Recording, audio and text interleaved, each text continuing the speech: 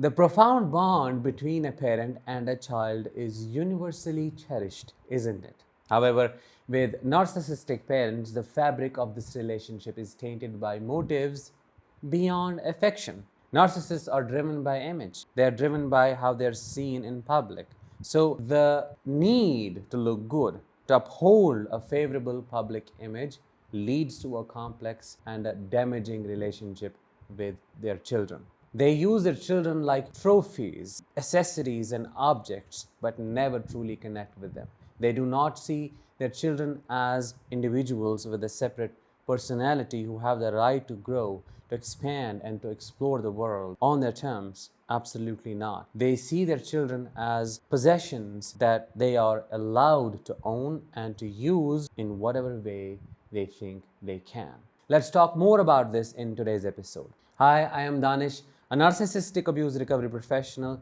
Today's episode is going to be all about understanding 7 reasons why a narcissistic parent does not love their children. Because this question is often asked, do they love their children or do they not? If they do not love their children, why do they pretend to be so affectionate? Why do they involve themselves in the activities related to their children and so on? While many narcissistic parents do not do so, but there are some. So today's episode will answer all those questions and will help you gain clarity. Stay until the end. Reason number 1, the narcissistic parent shows affection for public approval. Narcissistic parents shower their children with affection when in public. That is what they do. This display, however, is primarily aimed at garnering admiration and approval from others. My mother used to do that all the time. In private, she would be completely disconnected, uninvolved. But when in public, when others are watching, she would be the nicest, the kindest, the sweetest mother. And I would be taken aback, like, what has changed? Have I done something miraculous for her to become this godly mother? Or is she pleased with me for the reasons I do not know about? That is how it feels to be with a narcissistic parent who has this Dr. Jekyll, Mr. Hyde side. And that is the core origin of a trauma bond that a child develops with their parent then. The underlying motive of this parent is to present themselves as caring parents rather than genuinely cherishing their child's happiness and well-being. They're not interested in any of that. It's all about the show.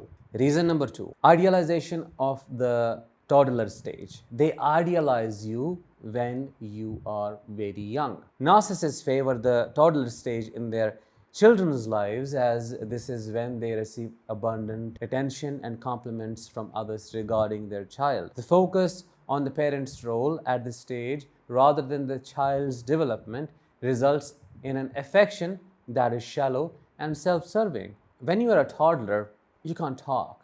Narcissists love silence. You do what they want you to do. You comply. You're totally obedient, and that compliance is seen as the grade A form of supply. There is no child-mother, child-parent relationship. It's all about owning this thing they have in their hands, and this child is always looking for them, always crying for their attention, always wanting them to be around, depends on them for every single need of theirs. This form of validation is the highest form of drug for the narcissist. That is why they're really nice to you when you're very young. It's only when you start individuating, you start developing a separate personality, they show their true colors. Reason number 3, they love the control and compliance in pre-adolescence.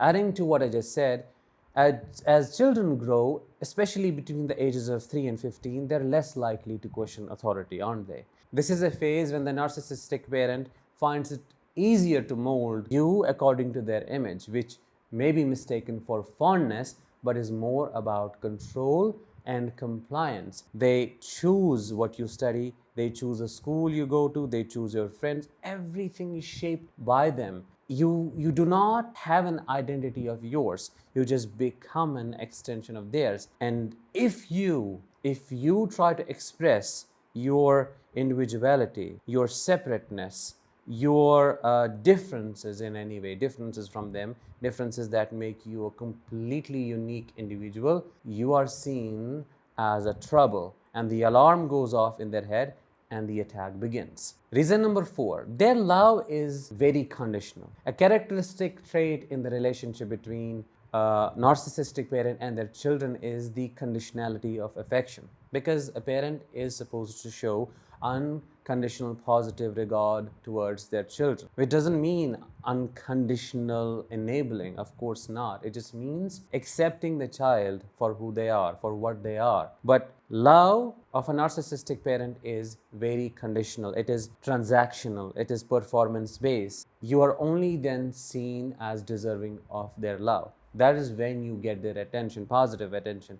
If not, you are devalued. You are eventually discarded. Love and attention are often contingent on the child's ability to meet the parents' expectations, especially in terms of reflecting positively on them.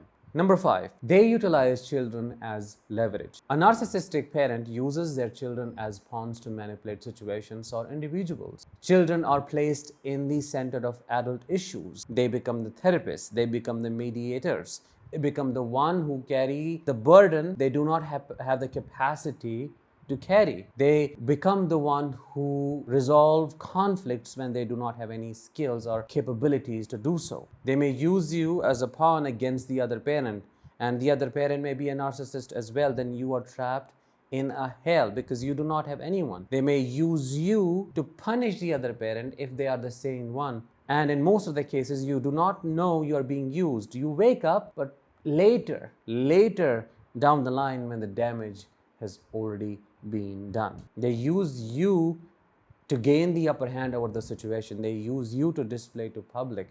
They use you as their achievement, as if you're the one who brings glory. Well, that is how they perceive it, but you are not seen as you. There is no mental representation of an object relationship, any relationship with you, except a relationship of supply, and the reception of supply does not exist. Reason number 6, you're used to display a perfect family image. Narcissistic parents harbor a deep-seated need to portray an image of the perfect family. This leads them to fixate on their children's appearance, manners, and achievements as a reflection of their parenting. This focus on image rather than substance results in a relationship devoid of genuine emotional depth. Their selective treatment of their children leads to the creation of scapegoats, black sheep, and golden children. Those children who keep up with their standards, who always chase the goals, who always try to enable the narcissistic parent, lose their identity in the process of doing so, which is why most of the golden children become narcissists eventually. The primary example of that is the relationship between a narcissistic son and his mother, while as scapegoats who are not as perfect as the golden child are discarded. They get all the hatred, they get all the abuse, they get everything bad that the narcissistic parent has to offer. They are not fair in their parenting. They do not treat their children equally. Number 7 and the last one, to expand on what I just said, they exercise favoritism and create a rift among siblings through manipulation. A narcissistic parent favors one child over the other, using the favored child as an ally to manipulate and control the siblings. This favoritism is rarely based on genuine affection, but is a means to maintain dominance and control within the family structure. That is what it is all about. They are the puppeteer and you are the puppets. Everybody is dancing on their whims. Everybody is functioning according to their will, but nobody knows except the scapegoat what is going on in the family. In conclusion, narcissistic parents do not love their children. No, never, never. I have grown up with parents like that. Both of my parents are narcissists, if you do not know already. And I have never experienced true, unconditional, proper, healthy parental love. It was dysfunctional from both sides. You're used as a trophy, you're used as an extension, you are used as a pawn, and any difference of opinion, any uniqueness, including your individuality, is belittled.